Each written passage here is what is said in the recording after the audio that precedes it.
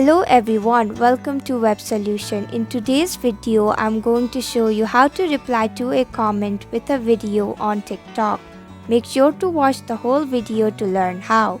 Let's begin. First, open up TikTok on your mobile device. Tap on the comment icon. Now go ahead and long press on the comment that you want to reply to. Now you can see a small dialog box has appeared. Tap on reply with video.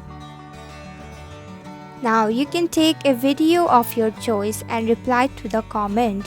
And that's it. I hope you found this video helpful. If you did, please click the thumbs up button. If you have any questions or thoughts, type them in the comments below. And don't forget to subscribe to our channel for more updates. Click the bell icon too so you'll know when we post a new video. We'll be back with another video soon. Thanks for watching.